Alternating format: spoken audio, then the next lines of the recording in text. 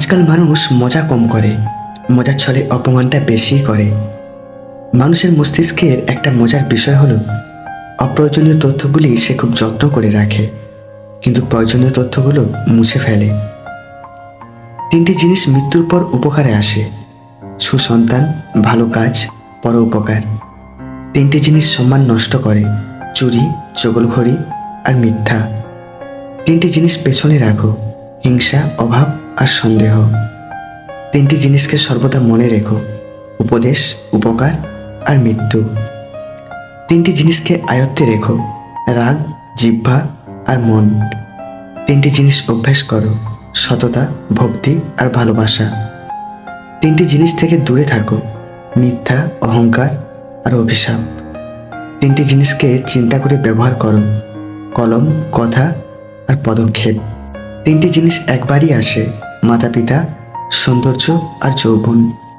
জীবনে যা কিছুই ছেড়ে দাও, হাসি আর আশা কখনো ছাড়বে না, কারণ এই দুটো জিনিসই তোমাকে বেঁচে থাকতে সাহায্য করবে।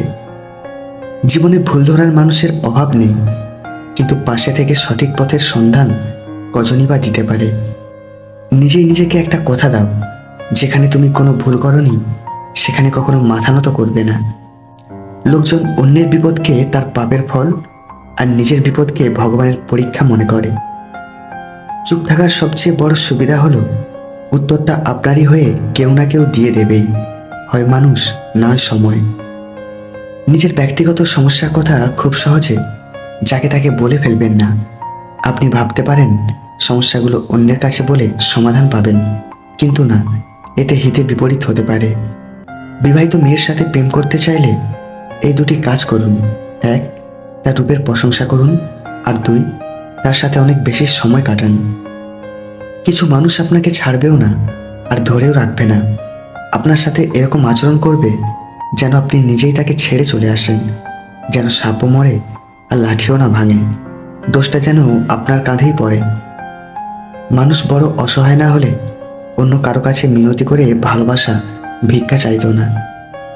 টাকা দিয়ে ভালোবাসা কেনা যায় না, অথচ টাকার অভাবে ভালোবাসা শেষ হয়ে যায়। কিছু কিছু জিনিস প্রয়োজন ছাড়াই দরদাম না করে কিনে নেওয়া উচিত, কারণ এরা সেই সব মানুষ যারা ভিক্ষা নয়, পরিশ্রম করে। রোগের ভয়ে মানুষ খাওয়া ছেড়ে দেয়, কিন্তু পাপের ভয়ে মানুষ ঘৃণা ও অপরাধমূলক কাজ করতে ছাড়ে না। প্রত্যেকের জীবনে প্রেম আসে, কারো জীবনে ফুল হয়ে, কারো জীবনে কাঁটা হয়ে।